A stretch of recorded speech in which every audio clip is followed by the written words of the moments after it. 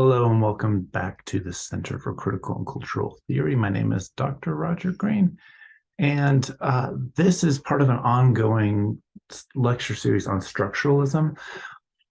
But I'm going to kind of veer off a little bit to talk about this novel, which it very much relates to. If you watched the previous lecture video that I made on the death of the author by Roland Barthes,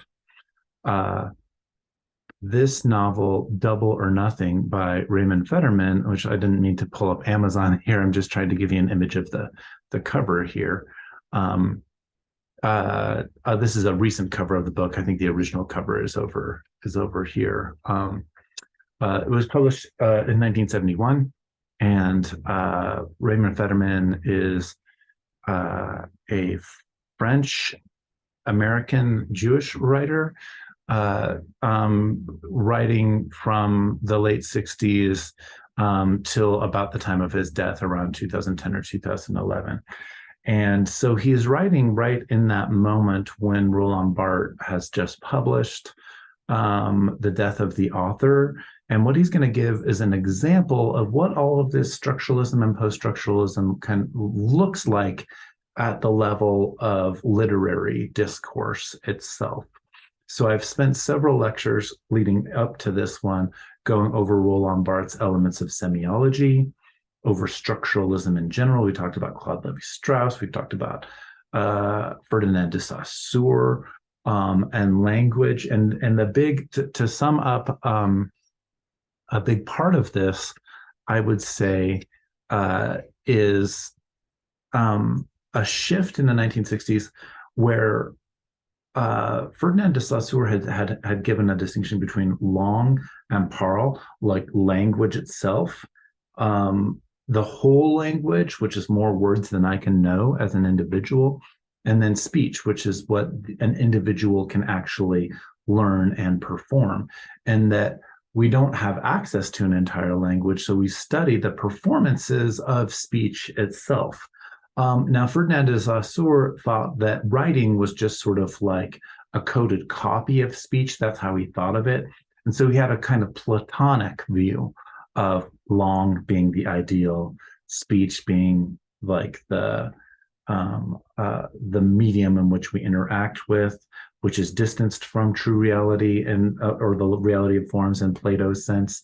And then we have writing, which is kind of like art in Plato's view of art, which is just a representation of reality. And so it's 3 times removed.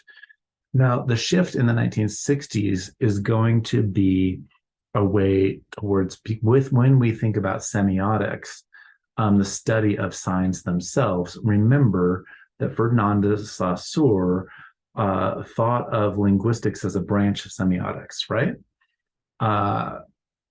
Roland Barthes came along and kind of reversed that. And he said, well, we can't really discuss signs themselves without using some kind of language itself. So we're always kind of enmeshed in language itself, even when we're studying the signs and signification themselves. So really, semiotics needs to be a branch of linguistic study as well. But that brings all sorts of other implications, because now we're not studying necessarily just words or even words on the page or words in performance or sentences or grammar or anything like that.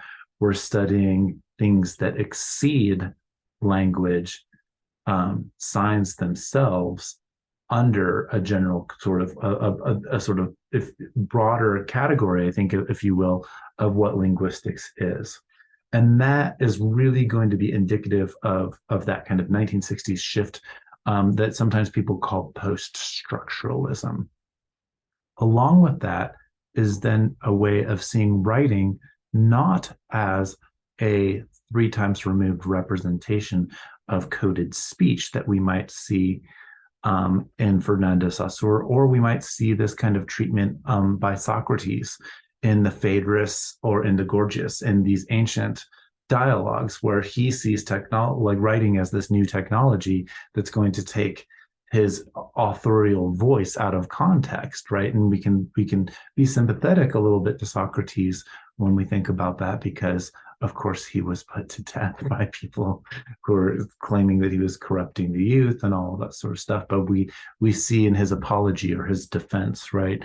We see this his eloquence but it's relying on the person sort of being there in their body, in their own authenticity, in order to speak truth. Like, so there's this attachment to authenticity that we see there.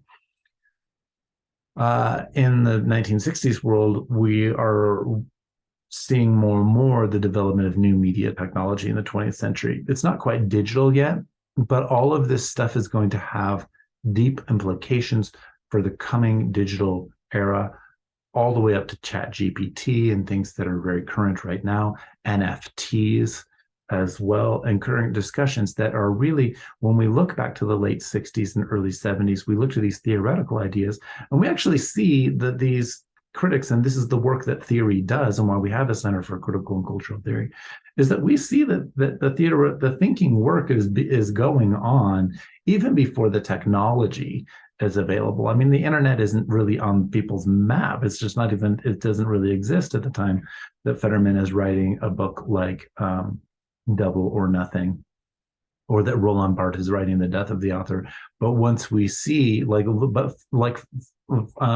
facsimile machines are being used, different computer codes and binary have definitely been introduced by the time that he's writing this, and then all of the coding work that's done in World War II, you know. And so we see a lot of movies about Alan Turing and stuff, right? Like Benedict Cumberbatch plays Alan Turing in a recent movie, where we're sort of now telling the story of the development of the computer industry and cybernetics and things like that, right? So all of that cultural stuff is at work at the same time that the theoretical work that is called post-structuralism is being done. And the sort of the point to emphasize in looking at structures, and it's not anti-structuralism, right? Post-structuralism is just taking a more capacious or a broader view of what we mean by structure itself, right? Go back to Roland Barthes and the idea of the menu again. You know, are we just replacing are we making up new names for different things from the ingredients on that show up on the menu and replacing or moving around menu items, or are we changing the entire menu itself, right? And, you know, take that menu idea as a metaphor for like society itself, right? So of course, this goes back to the writing of Zero Degree.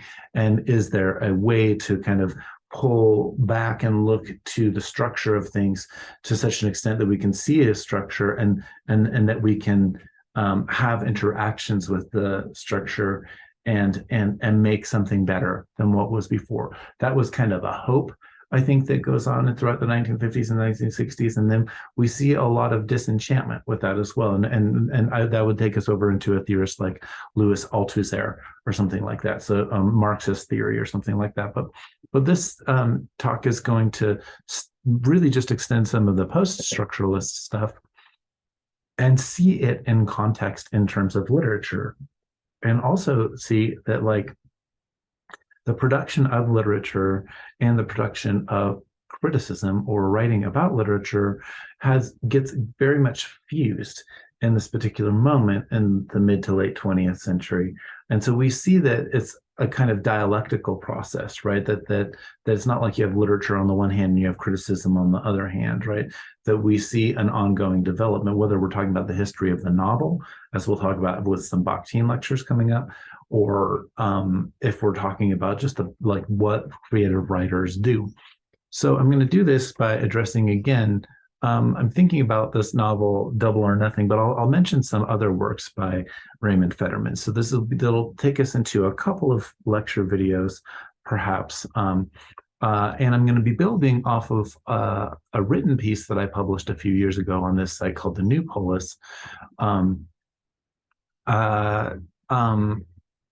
called Text, Body, and the Ethics of Raymond Federman's Spectator. It was published back in 2018. So my thought has changed on some of this stuff, and you know, my intention in this particular lecture video isn't just to read over this piece that I wrote, but I think it kind of locks things down, and it gives you viewers a sense of how my mind works with this sort of stuff. And my intention when I wrote this wasn't to clarify what post-structuralism is. So I'm going to be popping out of my own writing to sort of do more commentary. And I might pull some of those images that I had up earlier when we look at Double or Nothing. So like the way that the image looks on the page, this is what like a typical example of pages from his book, where he's mixing signs, like of course the swastika there, that has great implications for him being a Jewish person and living through World War II. Here's an early page of it, a real fictitious discourse by Raymond Federman. Is an early page. So here's another page, just looking over here. You can't really see it because it's kind of blurry, but this is what you would be looking at if you bought a copy of Double or Nothing and you're reading through it. The text moves around all over the place. So he's definitely dealing with the idea of text as image itself. And I'll have a few examples in my written piece as well. So let me just dive into the written piece. I'm also like, there's another theorist who's going to come up, and he's come up in a lot of my lectures. He's always in my mind, named Emmanuel Levinas. And it's because I did my master's thesis on Emmanuel Levinas, and his thinking really informs the ways that I think about things as well. And that's why in my lectures, you sometimes hear me gesture to Levinas a lot. And I haven't made any critical theory center lectures just on Levinas. But perhaps in the future, I will be making some of them. He wouldn't necessarily be considered, he's writing in the same period, but he kind of, because he's an ethical philosopher, it crosses over all this structuralism and post-structuralism stuff. And Jacques Derrida, who is going to come up as a major post-structural thinker, deals heavily with Levinas at different points in his career. Especially from early on in his book Writing Indifference, and all the way to him writing the obituary. So we're going to have to say more about Derrida in future lectures as well. But we're popping out of like the theorist zone and into a creative writer and into literature itself. And there's a lot of writers I could do this with, particularly the Oulipo movement, OULIPO. It's actually an acronym in French, and it stands for the works, the group for the study of the works of potential literature. And so it's a group like the Surrealist group. Some of them break away from the Surrealist group, and they're trying to think about ways that we might come up with formulas, those writers and mathematicians working together to think about what would produce a piece of literature. Now, this is way before ChatGPT, of course, right? Like, what are the codes? What are the rules that might exist? How could we create algorithms, for example, to create novels? And now, of course, we have lots of discourse on unoriginality, and we're having discussions about to what extent an AI machine can write novels or produce works of art as well, right? So all of this stuff, even though I'm situating my lectures in the late 60s and I've been walking through the 20th century, you should hopefully like see that the reason why I'm doing this is that we're trying to give a background for sort of understanding the ideas and the discussions that we have today, no matter how profound, have a kind of history, and there are ways into it if we think about the discourse of theory itself. So let me just dive in here. I will break out of reading this, and of course you have access to this article I wrote as well. So I begin with a kind of thesis-y statement in this very intentionally comma-ridden sentence here. Federman does not. He includes mistakes in his texts, and there's a lot of self-interruption going on. So there's a little bit of kind of spillover, and I think into my own language here. In this post, I argue that the postmodern writer Raymond Federman's reluctant commitment to text, his necessity to return and to interrupt narrative and to make text, emphasizes its artificial nature, emphasizing its artificial nature, exhibits a Jewish ethical commitment to resist representation. In doing so, Federman continues longstanding themes in Jewish hermeneutics, as well as presenting examples of what one might call ethical critifiction. Now, okay, so that's the thesis kind of this particular post, which I think, is in some ways will tie into our discussion. But of course, this article is something I wrote a few years ago. And I was very much thinking about Jewish ethical commitment. And you might think of it, there's a really good recent book by Dara Horn called People Love Dead Jews that just came out like last year. She's got a great chapter on Jewish literature in general. And so this isn't a particular lecture on the broader category of Jewish literature. But just to sum up here, what I think is going on for me when I read Raymond Federman's work is that even though he wasn't a practicing sort of religious Jewish person, because of his relationship to World War II, where one's identity as a Jew takes on this whole other status under persecution from Nazis, and being hunted by Nazis,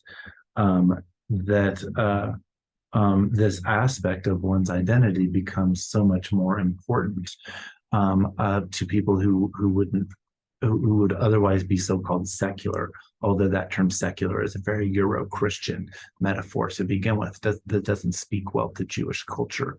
And so I think that we haven't talked about I think that when we're thinking about like Jewishness or the idea of culture, those ideas are hovering at the level of structuralism itself, right? Or as language in that semiology. What does it mean to be embodied as a Jewish person in proximity to the Holocaust or the Shoah, right? And World War II, right? What does that mean at the level of the body semiotically? When your body becomes semiotically charged in these ways that are life-threatening. You can think about it in terms of Black life or discussions of Black life in more recent culture as well. And so structuralism itself as a method doesn't necessarily speak to identity politics issues, but you can see that that's a later discussion that comes up, and that post-structural discourse might give us some sort of language and ways to think about something like identity politics. So I'm going to go on here. And Federman wrote criticism and he wrote novels. And sometimes you can't tell the difference. And that's the way I like to think about my own self and my own work, because I'm influenced in this tradition. I don't think of these videos that I'm making as entirely different from like when I make albums or play music, things like, which is another part of who I am as a human. So if I go on here, in Federman's 1928 in Federman, who lived from 1928 to 2009, in his essay, Fiction Today or the Pursuit of Non-Knowledge, which shows up in the late 70s, he points to Antonin Artaud, French poet from the late 19th century, right? And Artaud's emphasis on self-consciousness within Artaud's words, quote, "You don't see my thought. I know myself because I am my own spectator. I am Antonin Artaud's spectator. I am the one who has most clearly felt the bewildering confusion of his language in its relation with the world. I am the one who has best marked the moment of its most intimate and perceptible shifts." Another famous line by Artaud that my friend, the poet Anne Waldman, often sort of repeats is, "I is an other," right? The first person I is a kind of other. And so language already does this kind of separation and signifying and dissecting of one's own self, that we're already fractured to begin with as selves. And so we think about someone like Artaud, late 19th century poet who's already dealing with these issues that just about a century later is showing up really, really heavily in criticism. And so again, that kind of way that fine art might interact with theoretical and critical language is more of like an enmeshed dance, if you will. It's a relationship of that's nonlinear, that we can have someone like Federman maybe giving a little bit more coherence, perhaps in the 60s, to what something like Artaud is writing in the late 1800s. So Federman then synthesizes his own take on Artaud's words, and he says, quote, "The question of one's existence and one's language becomes in the new fiction of the late 20th century, right, its highest justification, if a justification is needed." So let me repeat that again. The question of one's existence and one's language becomes in the new fiction its highest justification, if a justification is needed. If we need to justify art, why does art exist? Now, that's a little nod back to that Platonic tradition where Plato says that art must justify itself because it's 3 moves away from reality. So that kind of hovers behind critical discourse, especially on art. And so what's interesting about Federman and his take on Artaud is that we see existence showing up and language showing up. These are the themes that Ferdinand de Saussure is going to have, but it's also going to be in the early 20th century, like an explosion in existential phenomenology, for example, where existence precedes essence, as Jean-Paul Sartre has famously put it, right? So if I go on here, Federman says his article, Federman's article was originally published in 1978 for a journal titled Humanities and Society. It sets itself up as a defense of new fiction in their innovation over the works of new fiction, in their innovation over mimesis, mimicry.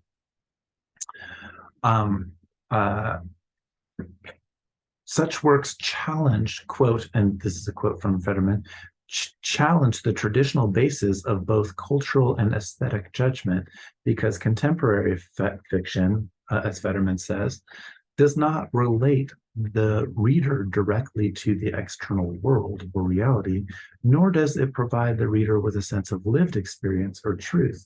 Instead, contemporary fiction dwells on the circumstances of its own possibilities, on the conventions of narrative, and on the openness of language to multiple meanings, contradictions, paradoxes, and irony.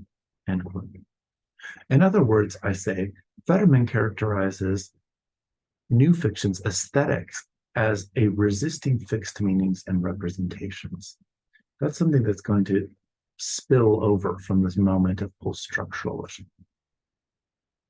It is in some ways anti-representational or aniconic.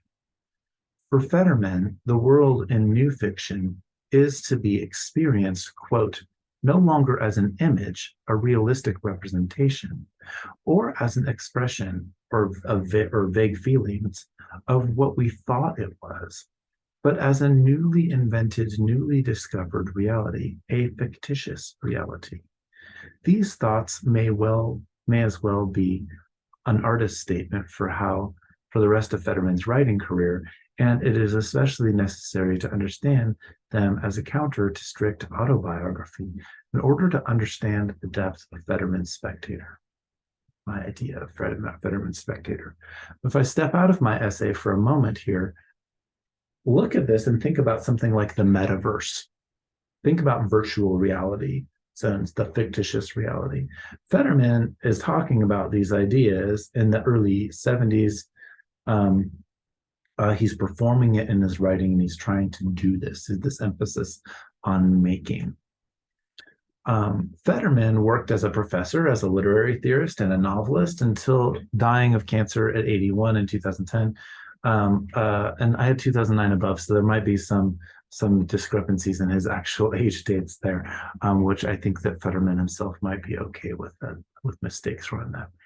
Multiple times in his life, he attempted capturing aspects of his biography in print, endlessly renegotiating this source material as he worked. His work took on different formal qualities. His perpetual returning to his own past served both to disrupt a sense of fixed identity and to establish a distinction between repetition and difference. Identity is established as a constant repetition and fragmentation, but each work itself presents a different kind of entity. So, work like a Double or Nothing, or Shh, or The Voice in the Quiet Closet, or Return to Manure, lots of different novels. I'm going to get to this Federman from A to XXX, the Recyclopedia, in a second, which is not exactly Federman as an author either. So this is gets to be really fun and complex discourse. But as I go on, I say here, works both preceding and following the essay Fiction Today or The Pursuit of Non-Knowledge, which I quoted above, reflect commitment to his clearly stated artistic objectives. For example, Double or Nothing from 1971 explicitly uses text as image, as I was kind of showing at the beginning of my video. The Voice in the Closet from 2001 presents its narrative as one uninterrupted sentence across about 30 pages and published in both French and English. And you have to flip the book upside down. You can read it in French one way and English the other way.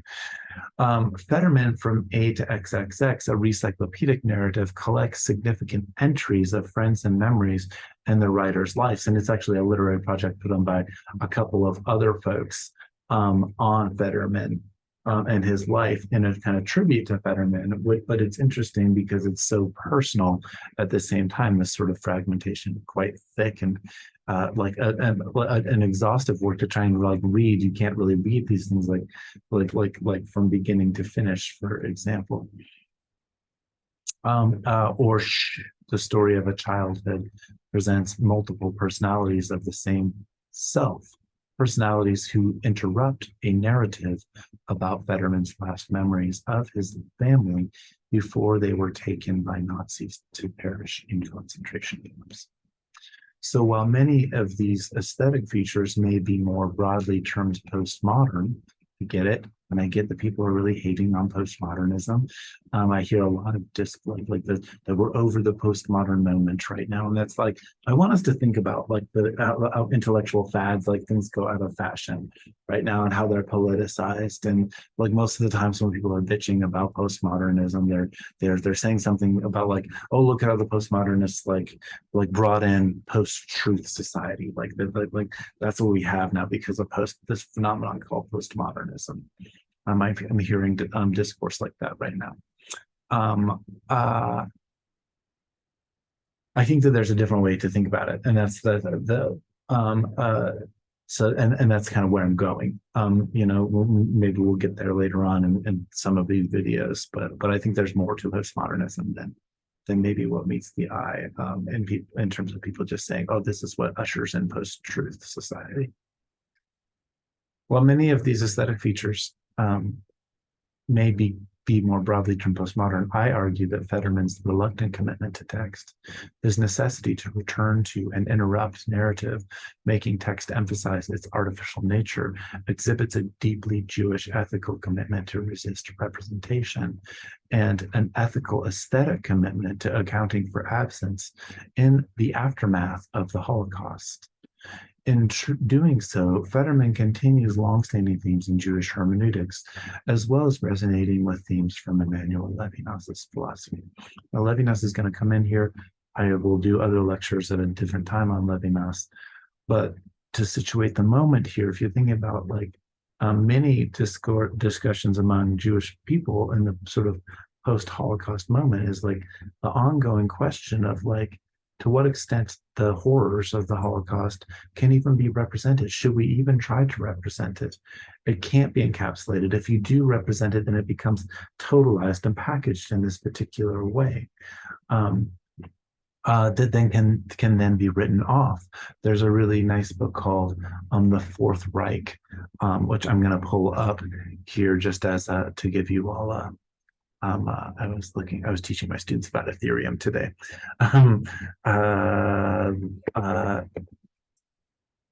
Which talks about sort of uh, right-wing thought since the Holocaust before, right? But um, really interesting book uh, here by Jim Marrs, who is talking about the scariness of the well, not the Secret Society. This is a different, that's a different book. I apologize here. Um, um, it's a different author.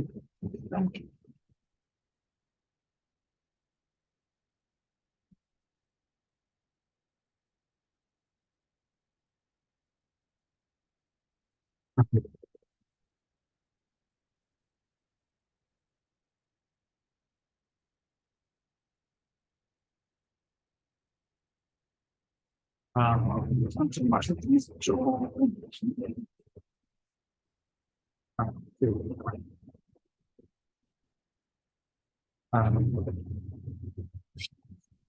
The Spectre of Nazism from World War II by Gabrielle Rosenfeld. This particular book is really, I found really useful as a way of providing a kind of like a what if or a counter sort of history. Like, what if things didn't fall out the ways that they did in the past 60 or 70 years since the Holocaust. And I think it's by a Jewish writer, of course, and a really helpful way of thinking about post-truth and post-fact society as well. So, uh, my text too. I think that it's, I definitely highly suggest that by Rosenthal. So in the context here is like we're thinking about like memory representation and the fictionalizing process that memory can be. How reliable can memory be? How can it relate to truth or not? And so um, Levinas is dealing with this in a different way in terms of ethical philosophy, in terms of this resistance to representation itself. And we see it throughout modern art. We see it even in Jewish artists who are resisting representation, even artists like Marc Chagall, for example, the artists that fall that the Nazis put into an exhibit called Degenerate Art. So issues of abstraction that show up in 20th century visual art and painting are definitely at work here as well. And while not all of those artists are necessarily Jewish artists, there is a theme within Jewish writing, Jewish painting itself that resonates with existential conditions for Jewish people as well. And this is going to cut across, of course, the idea of whether or not somebody's Jewish in terms of religion or in terms of ethnicity. Of course, the Nazis did not seek to exterminate Jews based on the idea that Judaism was a religion. It was a racialized concept of Jewish people as well. And that's something that Americans need to remember today, because we think of religion as this protected category in our identity politics sort of situation. But when we think about persecution of Jewish people, it was done in terms of race. False conceptions of race, to be sure. If we're thinking about like race as a social construct and no biological sort of basis for race, so our discussions about race have shifted, and because of that, I think we sometimes forget just what that meant during the 1930s. And while I'm on the subject, of course, the Nazis knew that. The Nazis knew that their scientists knew that there was no scientific basis for race.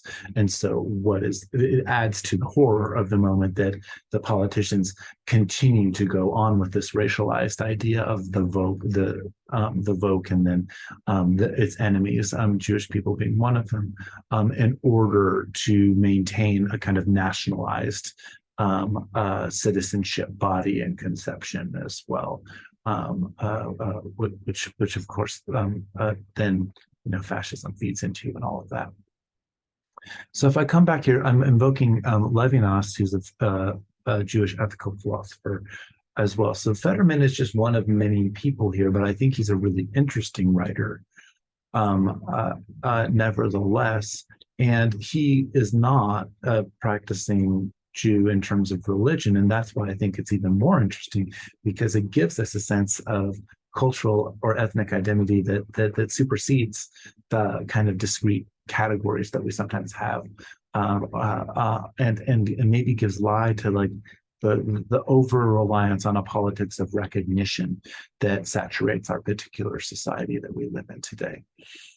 So if I could turn back here, I invoke Levinas here to elucidate what's at stake with respect to Federman as an artist and as a Jewish survivor of the Second World War. Levinas notably has a difficult relationship with art in general. Jill Robbins, who's a critic of Levinas and a scholar of Levinas, she notes that, quote, there is an incommensurability between the more originary level of Levinas's ethical discourse and the discourse of literary criticism. In his early essay, Reality and Its Shadow from 1948, Levinas is deeply suspicious of aestheticization in general. And you will know from other critical theory lectures that this idea of Walter Benjamin called fascism, the politicization, the aesthetics of where aesthetics become politics, right? The politicization of aesthetics themselves. And so this again speaks to like Levinas's his resistance to art isn't because he hates art, right? Like he's some sort of Philistine or something.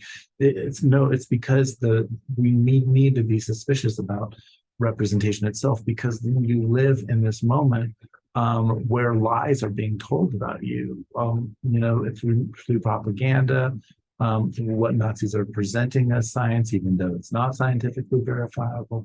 All of this sort of stuff creates a kind of aura of suspicion that is not new to the post-Holocaust moment, right? Like there's been Jewish persecution in Europe for like more than 1,000 years at this point, right? But so it's something that gets embedded into the culture, but that takes on a particular heightened sense in the post-Holocaust moment. So if I go back to the text here, as at times Levinas critics have sought to defend Levinas's feelings about art as being more open throughout his career, and I think there's a sense of truth to that. And Jill Robbins is probably the good starting place here. Jill Robbins points to John Llewellyn's discussion of Levinas and art, where he argues that while early on Levinas denigrates art, figure, and rhetoric, his relationship to art softens in his later work. I, however, do not make such claims. So among Levinas scholars, for example, there's just a debate about Levinas and his conflicted relationship with art. You know, his wife is a pianist, for example, and his son is also is pianist. Levinas's concern with art is only in relationship to the priority of ethics, I say, as first philosophy. So Robbins notes that Levinas, whose work is full of literary allusions, has a tendency to treat the literary work as if it were transparently denotative and constitutes a turning away from figure. This is an austerity present in Levinas's criticism that I think Federman's aesthetic addresses. So complexly here, without going too far into Levinas, I am saying that what Federman is kind of doing as a writer in the post-structural moment is he's responding to other people like Roland Barthes in his moment, and he's also a Jew who has lived through World War II, who's lost his family, and he's creating this new kind of art that might be more ethically charged in a Levinasian sense. So Levinas is thoroughly uninterested in prescribing what it means, what a ethical art might be. Like that's just not part of what Levinas is interested in. But I'm suggesting that when we see what Raymond Federman does, we see at a performative level some of the at least something that resonates with what Levinas is talking about in terms of ethical philosophy.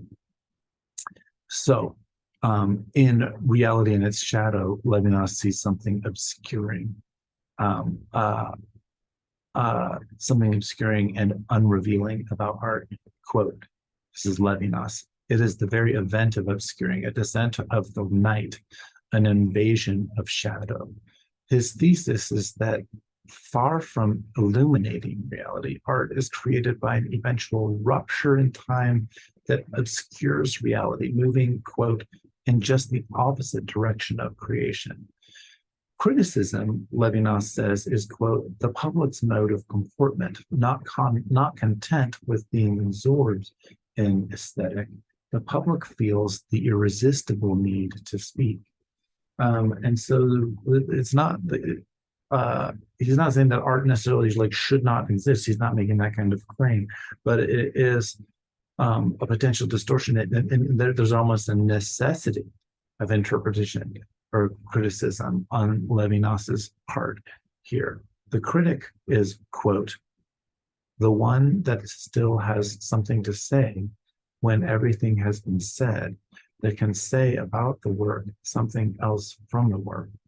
Criticism then has the possibility of integrating, quote, the human work of the artist into the human world. It is in doing so that criticism, quote, links this disengaged and proud man to real history. For Levinas, quote, the artwork must be treated as myth. The immobile statue has to be put into movement and made to speak. Myth becomes the source of philosophical truth. By nature, criticism must choose and limit. Now, there's a way to hover back on Levinas's thinking here. Remember back to Claude Lévi-Strauss, where myth and art kind of are showing up kind of like long, and criticism is kind of parole. I think that there's something we could do that kind of work here. It's not my issue here because I want to come back to Federman, but I just want to sort of show that there's this cross pollination of ideas going on in the mid 20th century. It's in the interpretation of criticism that we speak in terms of full self-possession for Levinas. Modern literature, according to Levinas, although it is, quote, disparaged for its intellectualism, is to be praised for manifesting, quote, a more and more clear awareness of this fundamental insufficiency of artistic idolatry. The artist comes to be an interpreter of myths himself. The modern artist has the possibility of moving beyond the Renaissance mimetic creator God, but that remains only a possibility. Criticism remains necessary in its return to the living from the shadows. Okay, so like, no, he's writing this in 1948, and like, you know, about 30 years later, Federman has developed this whole thing called critifiction, where we're blending the two of these things. And so I think it is definitely in the Levinas's discourse, he wants to say like there's the critic on one side and there's the art on one side and there's this interpretation. And maybe it's more complex than what Levinas is saying there, but I want to point out a few things. Is like, one, Levinas's critique of art is not the same thing as Plato's critique of art. He's talking about something really different. And he's also situated in response to the so-called Renaissance or rebirth and the humanism that comes with that focuses on the artist, or homo faber, the man, the maker, as Hannah Arendt calls him. And so there is this sense, you know, especially after the Holocaust, that humanism, you know, like that existentialism is sometimes referred to as like the last gasp of humanism, that we see that humans aren't going to be able to solve the problems of the world. Our knowledge as a species is the knowledge of our own destruction after the invention of atomic weapons and things like this. And so sometimes people call that's the moment of postmodernism, blah, blah, blah. I don't really care about trying to date something like postmodernism. That's not really what we see are different shifts. And I do think that the dropping of the atomic bombs is definitely an event that reconstellates things in the sense of thinkers like Alain Badiou and theorists of the event. It's tempting to read in this shadow/light metaphor that Levinas is talking about a broader gloss on Western civilization. One hears in Levinas's conclusion at once the distant echoes of Odysseus leaving the underworld, leaving Circe's hopeful magic behind, and simultaneously his invocation of an emergent ethical conversation concerning the relation with the other that will become this focus on in his major work, Totality and Infinity, which is written around 1960. But this is an earlier essay from 48 that I've been quoting. When one combines this gloss, however, with Levinas's conception of art's obscuring of reality, there's a covering up as opposed to an unveiling. We see a different take on Western culture. For Levinas, capital A art cannot open the light of truth or reveal, but that is not necessarily a bad thing. That's why he's like different than Plato. He's not just saying that like the third remove from reality is a distortion of reality. His argument does not indulge in Platonic adequation of truth and light. Anti-Semitism historically instills a sense of alarm in someone who's Jewish, right? Not myself, I'm not particularly Jewish. Anti-Semitism historically instills a sense of alarm in being singled out, in Jewish people being singled out in history, in public, and in frequent Christian claims that Jews are, quote, blind to the light. And that, of course, that kind of imagery shows up in St. Paul in the New Testament. And there are ways, of course, I know that Paul was a Jew as well, but in the way that discourse gets taken up by Christianity in terms of truth and light.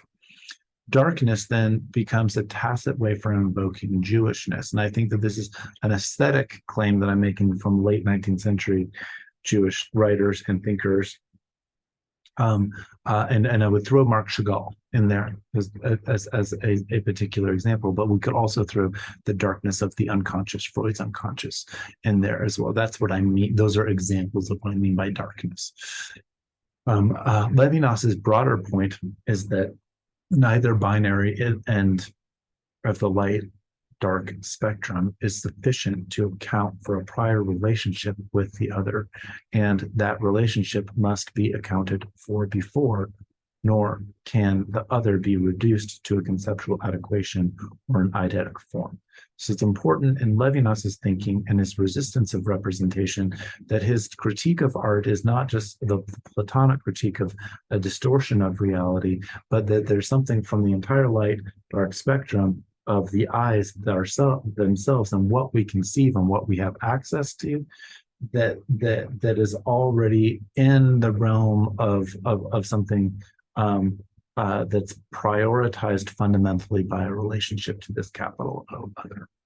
And that's why representation itself can be problematic, because it's always representation. But again, not the same thing as what Socrates is saying in the dialogues of Plato. In Federman's work, darkness is no hero's journey to the underworld. Mythological fascination, as the mythological critic, as Robert Elwood addresses in his study among Mircea Eliade, Carl Jung, and Joseph Campbell, can often have implicit right-wing leanings. That's a book by Elwood called The Politics of Myth. And remember back to my earlier lectures on Barthes, where Barthes is resisting Jung and the archetypal theory, right? That leads itself towards conservative and right-wing thought. And that's why Jung himself, says that he flirted with fascism politically early on. So you can see that kind of alignment also in the work of Heidegger and his phenomenology. If we're looking at that kind of as a form of structuralism that has its own sort of resonances with the fascist moment and the populist moment that is happening in Germany, and the feeling work that goes on with fascism, and so this is something, of course, that Jewish people have to be like very suspicious of the kind of being caught up in the enthusiasm of the fascist moment. I really need to distinguish that from like conventional sort of mythological criticism or broader psychoanalytic criticism that doesn't sort of see this in a trajectory of what I would say, what I would call Jewish thought. Um, uh, to see what the implications are for someone like Sigmund Freud, who's not, of course, like a Jew in the religious sense either, right? But still occupies a kind of thinking that we might call Jewish, with trepidation, right? That we're not just transgressing into an essentializing discourse here. So in Federman's work, Darkness is No Hero's Journey to the Underworld, there are mythological critics who take that kind of stuff, and for Federman, darkness is literally the closet his mother pushed him into it as a boy, saying shh, and being disappeared from Federman's life by the progress of Western civilization itself. So rather than like the mystery, rather than the numinous, and which is another sort of concept that comes out of German Protestant theology, and that makes its way into aesthetics as well. No. Like the artist, the Jewish artist here is actually taking darkness not as a sense of mystery, but as something that Western civilization puts one into the Jewish body into, and in this sense, it's also corresponds to an autobiographical account. So there's a tremendous amount of materialism that condenses along the character for Federman, and that resists this kind of flowery language of allegory necessary, of symbol, because it's so enraptured in the moment of like, are we talking about Federman, the person, Federman, the writer, his autobiography? Are we talking about a character that can transcend to something like allegory, or that hovers in a sense that is more than what the individual character is? This is all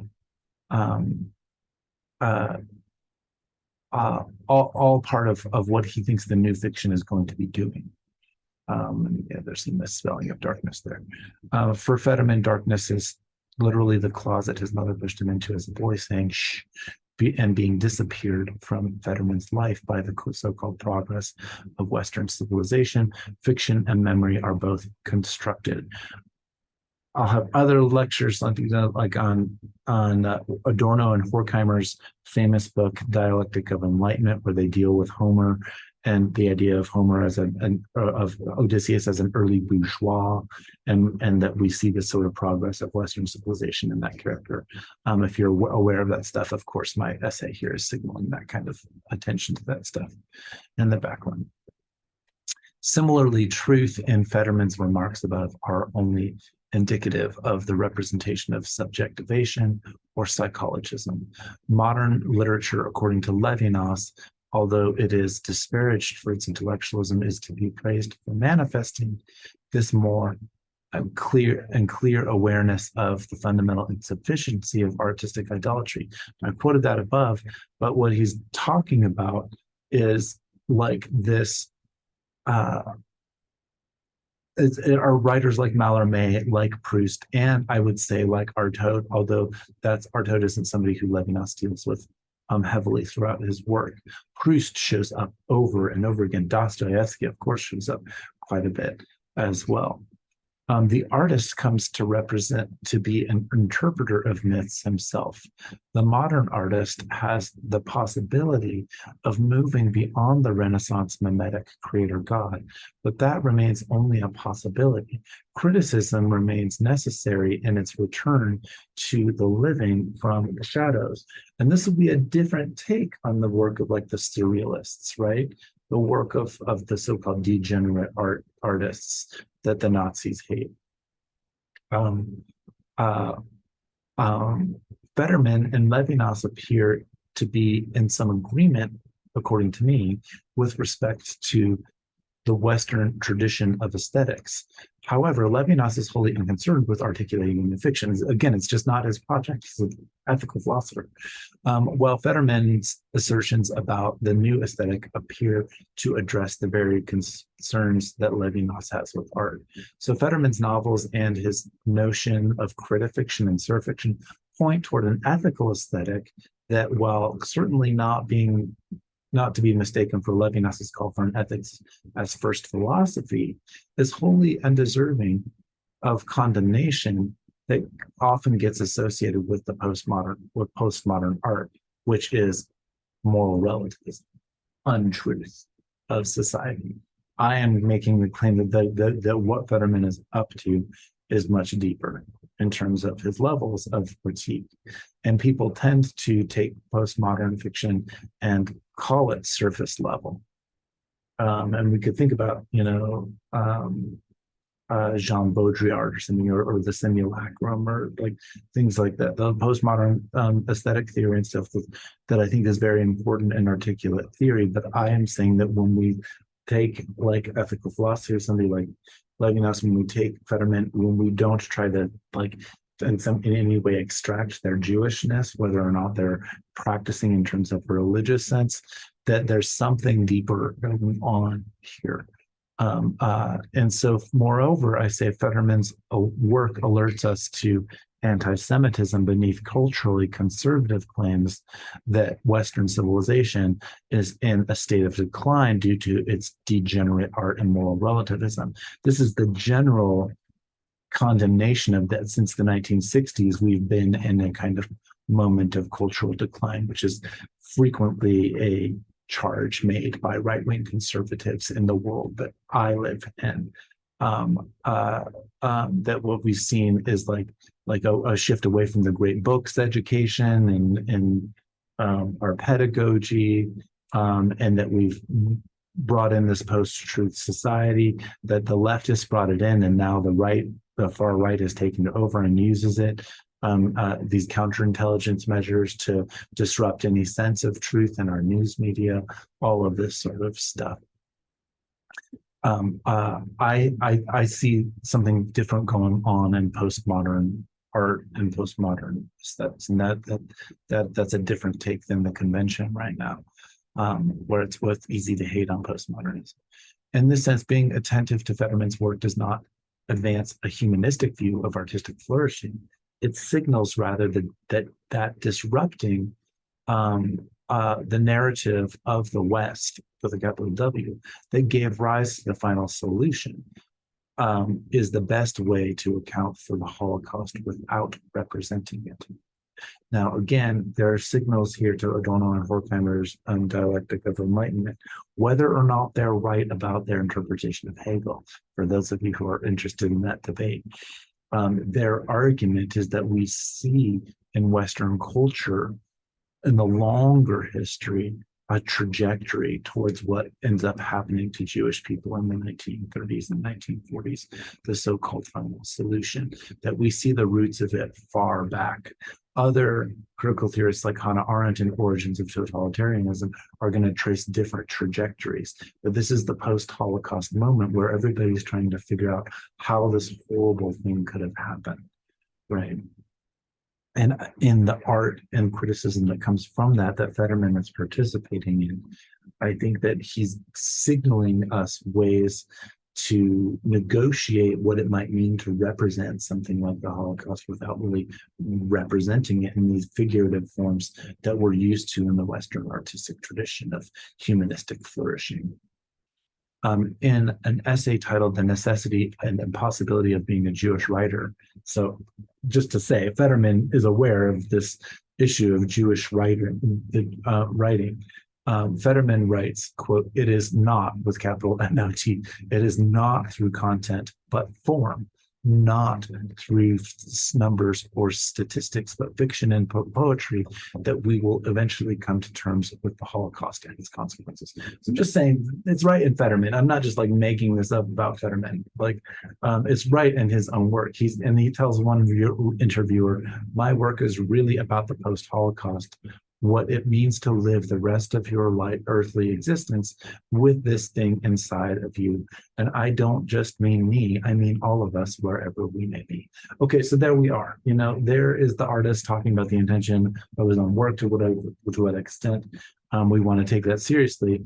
But the fact that he is telling people these things means that he's not living in the new criticism, American new criticism zone, where we detach the author from the work of art.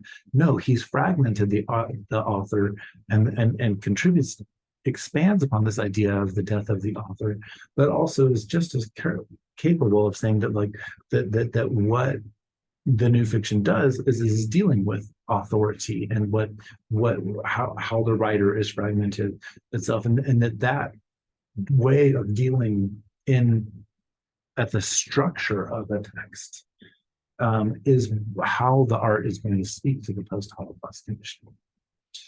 In The Story of a Childhood, he writes, in our home, we didn't pay attention to the Sabbath or any religious holidays. My father was an atheist, so my sisters and I were raised without any religion.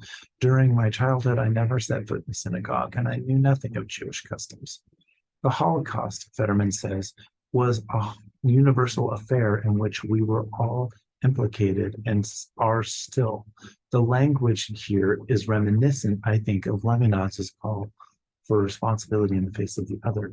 Yet it is important to note that what Federman calls the new fiction is not couched within identity perspective of Judaism, but at the same time, it draws on uniquely Jewish experience and participates in a metaphysical view that individual identities expand into not just culture, but the responsibility for cultural and historical actions. This responsibility is echoed in his descriptions of the new fiction, not to be confused with the French New Novel or the Nouveau Roman. This responsibility is echoed in his descriptions of the new fiction, which he sees as arriving with novels such as William Burroughs' Naked Lunch or Joseph Heller Catch-22. He sees self-reflexivity, which, although present in novels since Don Quixote, as changing around 1960. Self-reflexive rupture comes from as a result of rupture, quote, between official and discourse and the subject. By official discourse, I mean that of the state with a capital S and of the establishment, and of the subject of the individual who receives the official discourse, whether it is political, social, economic, or cultural. Federman's work thus exhibits the ambiguity between postmodern aesthetics and Jewish identity itself. It's also the post-60s moment, the critique of the Vietnam War, and also the post-structural moment here, right? That he's seeing a different change and self-reflexive rupture, and there is something happening at the register of language itself. I think that this is very prescient of and resonates with Mikhail Bakhtin's work and Discourse in the Novel. Although for many Americans, that work that was written in the 1930s by Bakhtin when he's working in Russian context doesn't get translated, but when it does get translated into literary theory in English, it has a big impact in this kind of post-structural moment, even though it would be weird to kind of put Mikhail Bakhtin into to call him a post-structuralist wouldn't really work, right? But the ideas that are fluctuating and circulating in terms of literary theory across different geographies here, I think is really important to notice, and that's what we get in terms of that of shifts in thinking in the late 20th century. So Coleman P. Bland, in this article, I'm going to pull it up here for us. The Artless Jew, Medieval and modern affirmations and denials of the visual.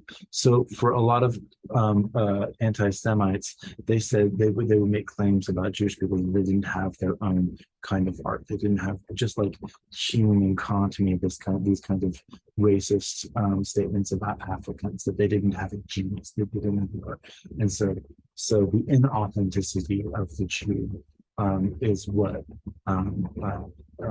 you know, helps to fuse the anti-Semitism of the cosmopolitans, rootless Jew, right, into claims about art. And then, of course, the degenerate art Nazism is a culmination of that kind of thinking, right? So common people has articulated their historical situation, giving rise both to Levi-Strauss and Federman's conceptions of art with respect to a long racist-tainted discussion of whether or not there is such a thing as Jewish art going back to at least the 18th century. While such a thought is ridiculous today, as Levine's documentation of archaeological discoveries throughout Israel in the 20th century attests, and he's talking about ancient Israel in that piece. Bland documents how a discourse of Jewish aniconism arose in the 19th century that served Jewish and Gentile communities in contrasting ways. Aniconism, the resistance to representation, was both a device to be condemned and a virtue to be praised. Condemnation served Gentiles who hoped to rid Europe of Judaism. Praise served Jews and Gentiles who struggled to perpetuate assimilated Jewish life in the diaspora. Being aniconic thus served as an identity marker during a period of emergent racial constructions and nationalisms, paralleling a variety of Zionist attitudes. For some Jewish artists, aniconism perpetuated aesthetic moves toward abstraction. As is well known, abstract art was indicative of both high modernism, what we see later on in the MoMA, right after Peggy Guggenheim brings a bunch of paintings across the Atlantic. So being aniconic served as an identity marker during a period of emergent racial constructions and nationalism, paralleling a variety of Zionist attitudes. Aniconism perpetuated aesthetic movements towards abstraction. As is well known, abstract art was both indicative of that high modernism and the degenerate, in quotes, decline of Western civilization. Degeneration, the claim of degeneration, is at the heart of right-wing and far-right thinking of the late 19th century and extends all the way into current right-wing thought. It continues through that moment of that book that I pointed out earlier by Rosenfeld, the Fourth Reich, and so which has this kind of fictitious idea of what if history turned out different, right? Which in Rosenfeld's book, it's just a different take on what I think Federman is doing here as well. So I think it adds fuel to my argument about the Jewish context of these Jewish intellectuals are doing things in different disciplines, but there's some sort of continuity, at least in their approach and in their thinking. So perhaps most famously, I say this attitude was expressed by the Nazi-curated 1937 exhibition Entartete Kunst, or Degenerate Art in Munich. Nazis, of course, conflated Jewish identity with communism as well, but some modern art movements, such as Surrealism, both tended toward abstraction and communist ideology. And you can see Julian Levy's book, So the Communist Manifesto. The Surrealist Manifesto definitely makes explicit ties to communism in terms of that moment in Surrealist art. People like Artaud are really different than that. And I think now that I'm thinking about earlier in my lecture, I said that Artaud was late 19th century. He's mid 20th century. I was confusing him a little bit with Rambo, late I as an other by Arthur Rambo earlier, and it's just an echo in my head, so I'm correcting that right now. Although Federman was not a religious Jew, his Jewish identity permeates his work, as does his father's communism. He inherits a tendency towards aniconism, a rejection of 19th century realism, and a suspicion towards the state apparatus articulated aesthetically, which for him is not communism. This, however, is far from moral relativism. Fetterman's critique of literary realism or naturalism is evident in a self-interruption that occurs in the story of a childhood. Fetterman, if you continue, so this is a quote, this is from his book, right? And he uses bold and italics and different ways of producing font and emphasizing the font and the image of the text itself, right? Fetterman, if you continue like this, you'll sink into Zola-esque miserableism. I don't care. I have to tell the truth, even if the truth hurts. Yes, I know what my readers will say. It's not a novel you're writing, Fetterman. It's a plain, straightforward autobiographical writing, or worse, what the French call autofiction. Well, I'll tell them they're mistaken. What I'm writing is pure fiction because, you see, I've forgotten my entire childhood. It has been locked in me, so I have to reinvent it, to reconstruct it. And then we see this kind of like almost Freudian psychoanalytic approach to the way that we're thinking about the creation of text itself. Although seemingly simple, Fetterman's choice of graphic design creates a semiotic use of text as image, employing as a sans serif font, which my formatting options on this WordPress page didn't allow. Cannot do justice to my citation. So I do say, look at the text itself, even the images that I pulled up at the beginning of my lecture here. It gives the text a kind of austerity. Italics signify interruption and meta-reflection on the production of discourse itself.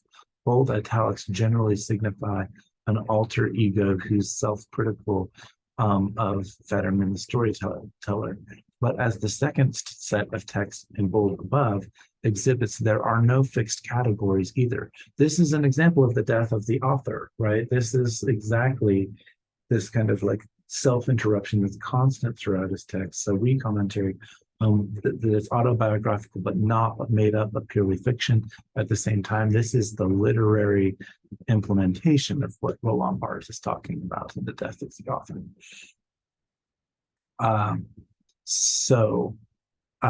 While the first interruption in bold is clearly a sign of an alter ego, the second is actually Fetterman, the writer's imagination of his readers critiquing him. Fetterman, the writer, then continues to directly address his alter ego, referring to the readers in the third person. While this is self-reflexive and interruptive, Fetterman does not break the fourth wall and directly address the actual reader, at least not in that section. The reader is drawn into an internalized irony. If a classic definition of dramatic irony is that the audience knows more than the actors on stage, here the audience identifies with a split internal discourse that includes them as well as identifying them with the text.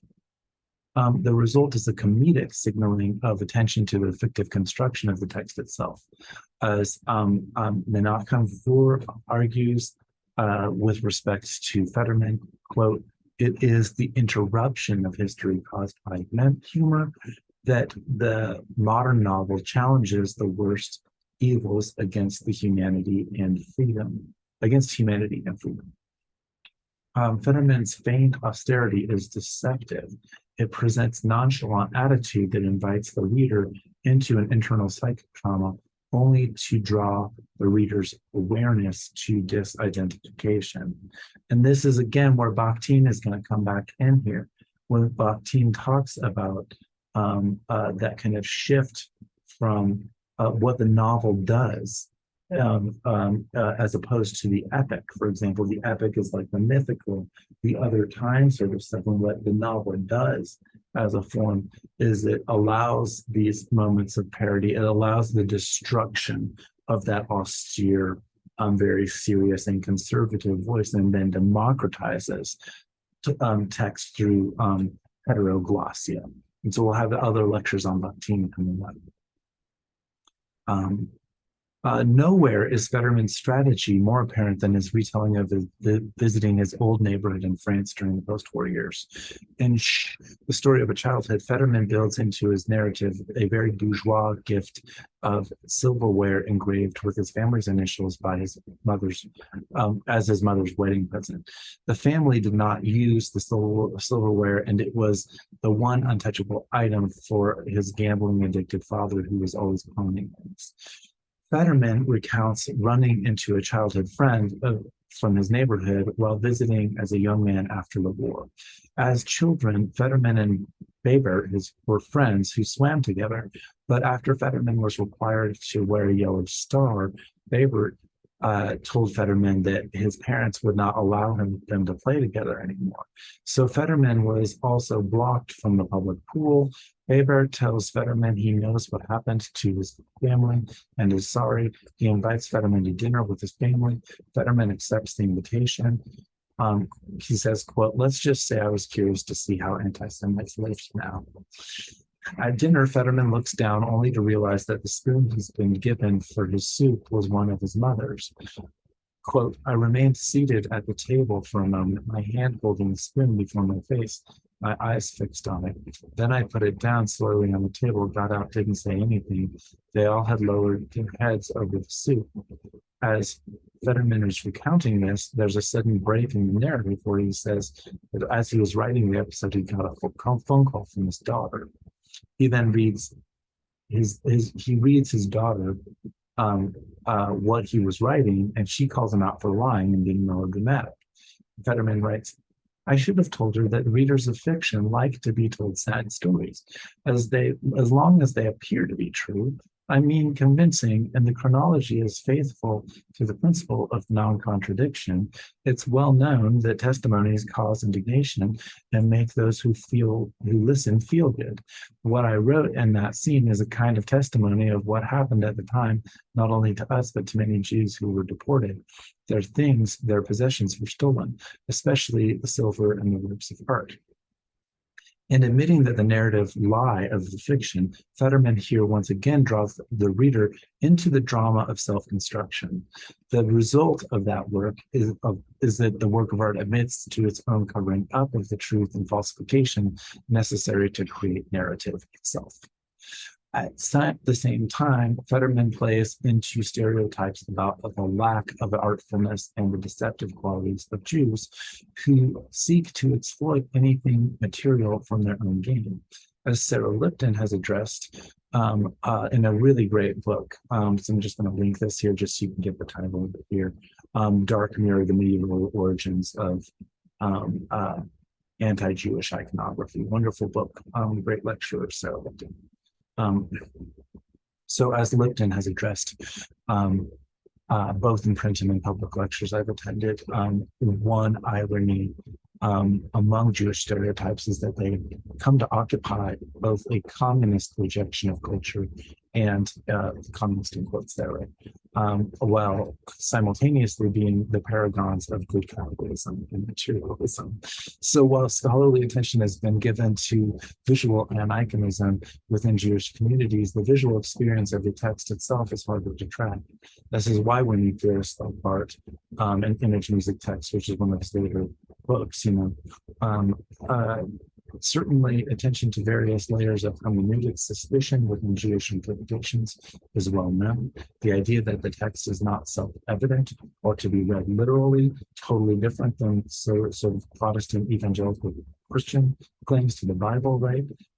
Not to be read literally, but because and in spite of its contradictions, is a lesser known phenomenon. It speaks to a cultural paradigm in which Protestant Christian fetishization of the Old Testament was used to promote an austerity that was simultaneously anti-Catholic and anti-Semitic, in claiming that they are more originally Jewish by saying that we are resisting idols and resisting iconography and the religious extremism of Protestantism. They then turn around and they take this text of the Bible and they read it in this very fetishized, ahistorical way that says that this is the only truth, the truth of the word of the text, completely different way of reading than Jewish reading of the texts, right? So Aniconism in the Jewish sense is representative of distortion in which nationalist and essentialist notions of Judaism conflate nationalism and religion. Indeed, the question of Aniconism uh, uh, gets at the political theological foundations of religion, capital R religion as a concept itself, right? That's definitely a Protestant Christian move that wants to claim a kind of Aniconism in which they are imagining themselves as Jewish, which is very weird, right? That produces these other kind of static, transcendent concepts of capital R religion, religion as faith and faith alone, the things that saturate American culture in terms of the inflection of Protestant Christianity's influence. What Federman is doing is something different. He's bringing a completely different aesthetic. And I'm saying that this draws on more ancient sort of Jewish relationships with texts. So Federman's admitted lack of religious upbringing is helpful here, but to make my point clear, I'm going to draw on a scholarly discussion of Jewish midrash. So Daniel Boyarin, big religious studies scholar, in his book Intertextuality and the Reading of Midrash, he argues that Midrash has been largely suppressed in Jewish hermeneutics, more recent Jewish hermeneutics, as much as it has been marginalized in the West. The allegorical Aristotelian tradition of Judaism, best represented by Maimonides, has been hostile to the view of language that Midrash supposes, and this tradition has gained hegemony in dominant Jewish culture. So you could also say that maybe that Jewish culture has been inflected by Protestant Christian cultural framing and context as well. And I would say that Leora Batnitsky's book, How Judaism Became a Religion, is a really good example there, because we start thinking in this very modern sense of religion with a capital R and these different categories. Boyarin here is emphasizing hermeneutic strategies that move away from figural interpretation, but tying it back into Jewish religious culture. He goes on to say, quote, Jewish thought and interpretive practice for over 1,000 years has been thoroughly caught up in the logocentric tradition, and Midrash has been devalued in Judaism as much as without. Moreover, while in some similar ways, the Kabbalistic understanding of language must be understood as significantly different than Midrash and must not be conflated with it. Reification of, quote, Jewish modes of thinking actually masks the primitive, in quotes here, as opposed to the, quote, civilized critical force of Midrashic mode. Again, here I think we see the relation, without relation to text and textual interpretation, a discussion concerning the artful obscuring of Midrash that Midrash produces. But Boyarin, following Isaac Heinemann's readings of Maimonides, notes that Midrash is more than a mere poetic conceit. It is, quote, encoded as biblical interpretation and not mainly as poetry and homiletic. It's multiple things at once. It might be characterized, quote, as a poetry which nevertheless does intend to be an interpretation of the text itself. So what I'm saying is that in the Midrashic tradition, as it's being described here, that's kind of what Federman is producing in this completely non-quote religious context. But to the extent that we think of capital R religion as a discrete entity or a system of ideas, that's a very Protestant Christian inflected notion of religion itself. And so there's something that Federman's work does in terms of its so-called secular art. Again, secular is a Christian idea. That actually speaks to a much longer continuity of Jewish culture and tradition.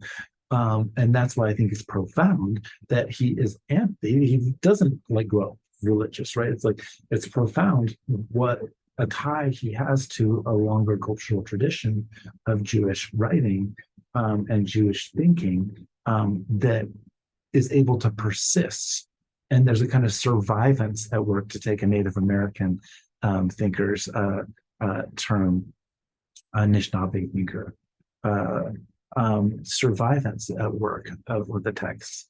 There are other, and survivance is a kind of idea that expands on Derrida's idea of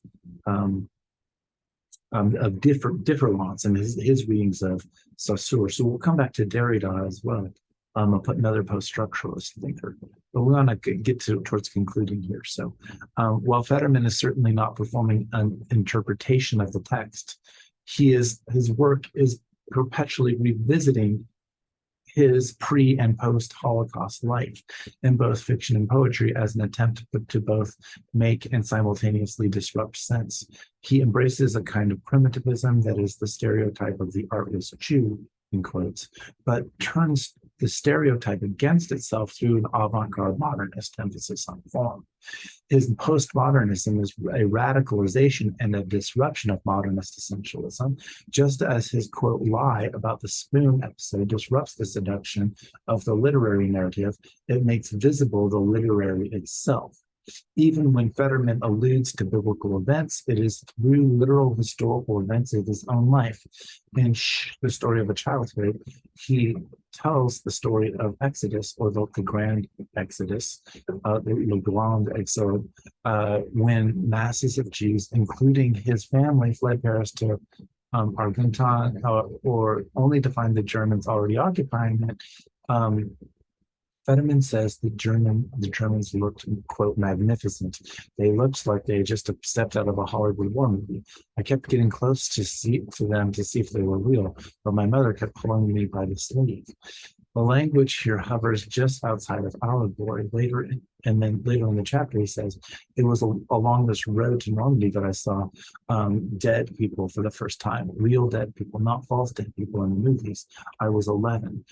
Even if I didn't understand yet what it meant to be dead, it made me feel strange to look at these people lying on the ground and bleeding. Mama kept telling me not to look. The parallel construction with the final scene, emphasizing his mother's unmistakable. Again, Federman's literalness in the historical event places an ethical hold over the interpretive move to allegorical figuration. It also does not prevent such a move. He later says, however, quote, it's true that the great Exodus has been swept under the rug of French history. It was a great humiliating debacle for the French. Soldiers and refugees on the roads to Normandy. The theme of his mother and the memory becomes more complex through self-interruption, and also through the layers that we have to think of this in terms of Exodus in the Bible as well, right? That there's other things being signaled in this telling. He gets annoyed at the interrupting voice frequently, who says, Federman, to tell one's childhood, one's life demands an honest participation with memory. The stories you are telling, even if you deform them, are souvenirs that you have kept in you. Don't you feel a responsibility towards them? Don't you feel a responsibility towards their veracity? And then Federman, the writer, chimes back. He says, why should one have a sense of one's duty to one's souvenirs, one's memories, as if one owes them something, a tax, a debt that must be paid. And notice that he uses the English souvenir, so that in French it's memory, right? It's like souvenir, and so like I think we get that kind of tourist, like the commodity idea of a souvenir, like something that we buy, which is not the way we usually, so we don't use the term souvenir just as memory in English, so that's going on here. To remember is to play a mental cinema that falsifies the original event. Souvenirs are fiction. When I write, I don't give a damn about what I owe to memory. Otherwise, it would mean that I write and repay what I owe to those who forced me to write. What do I owe them? Those who have read me up to now will say he owes his life to his mother.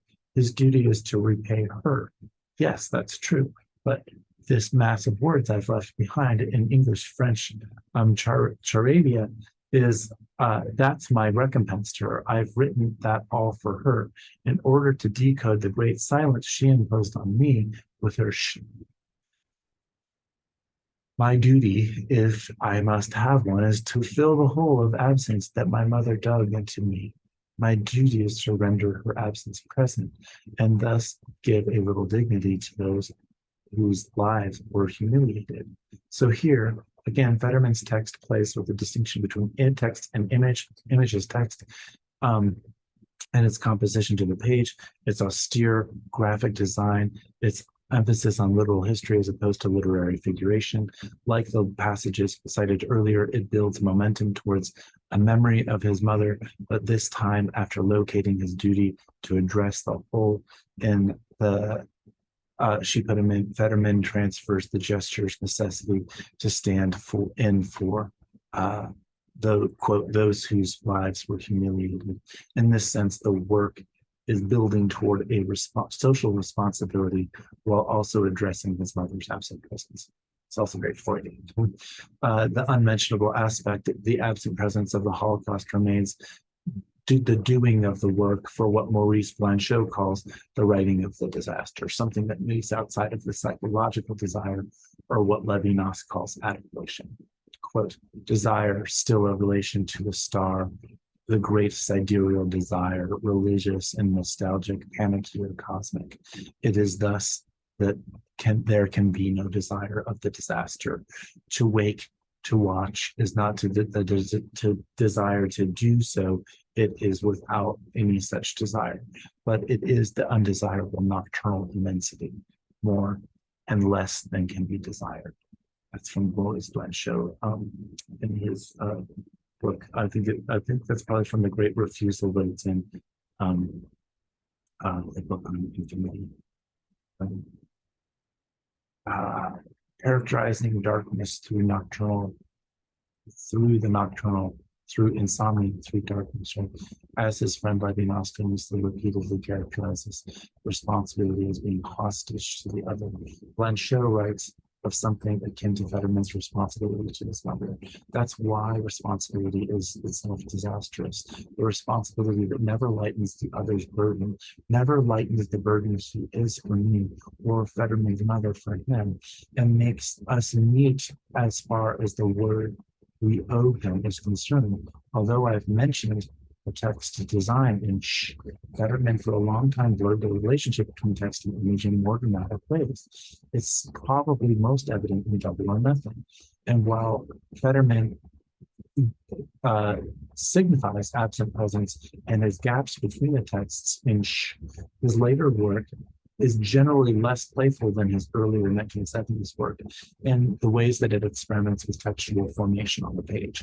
I've mentioned ambiguity between persona, but generally the reader is able to identify the shifts in voice through the visual cues of bold fonts and italicization, gaps in sentences, spacing on the page or the field, etc. This refined work is the fruit of years of graphic experimentation. So in Double or Nothing, going back to early Federman, here Federman tells the story of writing the book itself by planning to lock himself away in a room for a year. Like his father, Federman is a gambler who had won enough money to begin his literary career by producing his first novel. In the book, he obsesses over what food will store best because he needs to buy a year's worth of supply up front. The juxtaposition of noodles, which will keep longer than potatoes, which are cheaper, and memory asymmetrically imposes itself on page design. Once again, font conveys meaning. The comical indecision between a year of two kinds of bland food materializes the memory of the trains and Second World War. As Federman writes, yes, but the potatoes, the raw potatoes, the train, remember? What a story. On the way to the camps, XXX, and then descends into the images of the swastika. So throughout his writing, the 4 X's are his 4 family members who've perished in the Holocaust. And then when we see this on the page, we get the swastika showing up and gives the trains and XXX all the way around there. So the spacing of the swastika in there. The line breaking produced through the repetitions of words, the bold quote, remember, is an early indicator of the signification of vocal interruption we see constantly in his later novel, Down to the right side of the end of the page, he writes, and I followed my shadow. The same self-conscious deliberation about what stories to tell in his particular book and ideas for more books His ideas for more books document a process of creative generation. It's funny, but quickly turns to the tragic with the starvation comedy. Later on in the book, he tells the story of his gambling, framing the narrative with a hand of cards. And so we get the cards kind of images on the page as well, right? And it does kind of look like ancient texts, right? If you ever look at ancient manuscripts. The formal experimentation goes on and on. At times, the playfulness carries over into exhaustion. Exhaustion and absurdity is certainly something Federman gets from Samuel Beckett. He did graduate student work on Samuel Beckett. But I would argue that his materialistic treatment of the text, his attention to its graphic production, combined with his resistance to literary styles considered flowery and bourgeois, is also an extension of Roland Barthes' writing degree 0. And it speaks to a particular Jewish sensibility he brings to the text, not as religion, but as the critique of sidereal desire that Blanchard calls religious and nostalgic.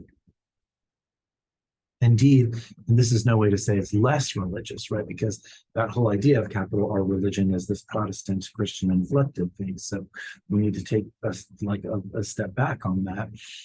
So this is no way to say that it's no less religious. Federman attends to a non-adequate capital D desire through an art and a criticism that calls attention to their own fictive production.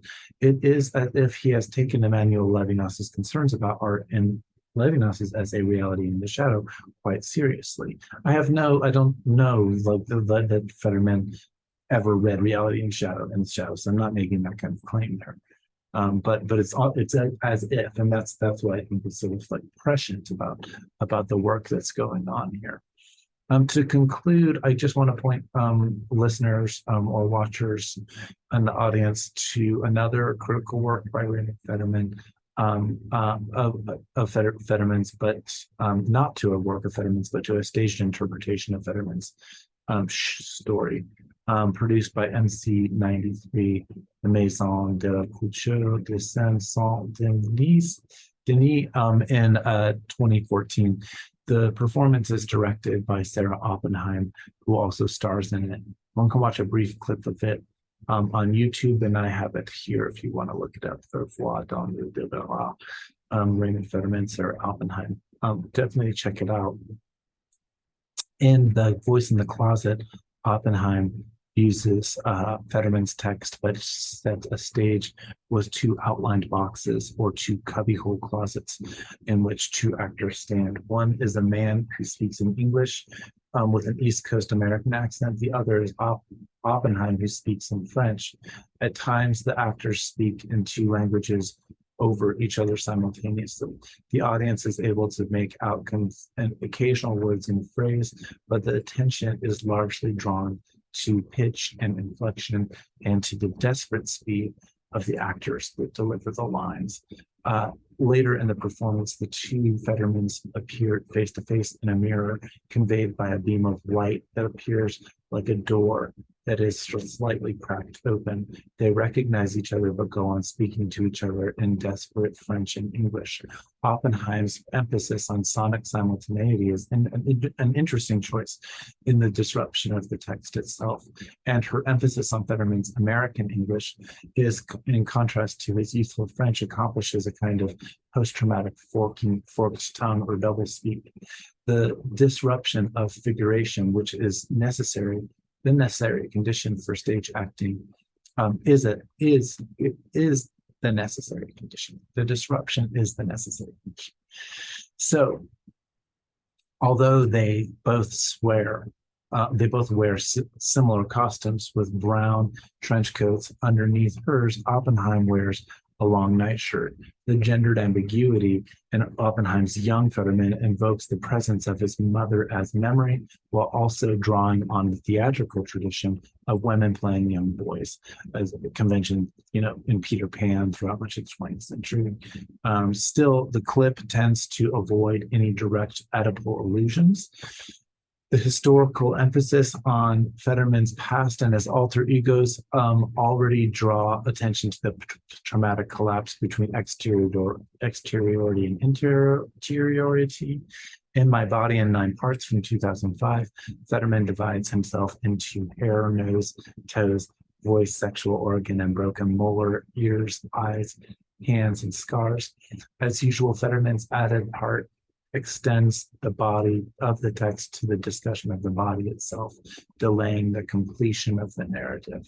He writes, quote, "Do you know why people are afraid to look at their scars, and even more so to touch them? Because it is the place on the body where the soul struggled to escape, but was forced back into the flesh tightly sewn." The stories of his scars keep him up at night, telling him their stories again and again. He casts his scars as feminine and gives them mythological names like Eurydice, Daphne, and Antigone. In this way, these female literary figures literally keep him in the present. He ends his book with 2 lists, one in English and the other in French, of which he does to keep to his body every day. One day is in English, the next in French, depending on its meaning. Oppenheim's blurring of the 2 languages in her play thus seems more an appropriate aesthetic choice in transferring artistic mediums. I say appropriate because it preserves the ethical aspect of Federman's aesthetic, which intentionally conflates criticism, art, memory, and fiction, and reality's shadow. In this way, Federman's spectator, unlike Artaud's, is not merely the schizophrenic other of the self-indicative of the cultural plague haunting Western civilization, as articulated in his Theater of Cruelty. And again, my apologies for earlier in the text. Artaud, definitely the 20th century playwright, thinker Artaud, Theater of Cruelty, or the theater in its double, not and he is building on Rimbaud's sense of I as an other that my friend Anne Waldman quotes often, the late 19th century work. It all sort of makes sense still. Artaud, Rimbaud, Mallarmé, they're all dealing with the fragmentation of the other itself. So I just apologize for my poor delivery earlier on in the lecture there. It is that and not, and so the benefits from it is that and so benefits from the kind of schizoanalysis that Deleuze and Guattari are developing there in their Anti-Oedipus and 1,000 Plateaus, which, like Federman's postmodern performance, like Federman's postmodernism, perform tedious critique and exhaustion, much like this lecture itself. But Federman's work is more than that too. In the insomnia of the disaster, it maintains alertness and a somnolence that would drag us into dogmatic slumber of the Enlightenment, and the unexamined hubris of Western civilization. So it pushes against Western civilization in that way, but through an ethical and very prescient idea of what we do to confront the horror of the Holocaust, right? So in doing so, Federman's work not only preserves Jewish identity against cultural forces that would try to erase it from history, but calls its readers to attend to something prior to history, not through religious nostalgia or even something like Midrash, but through aesthetic persistence. One can only wonder what Emmanuel Levinas would have thought of such a work. Thanks very much.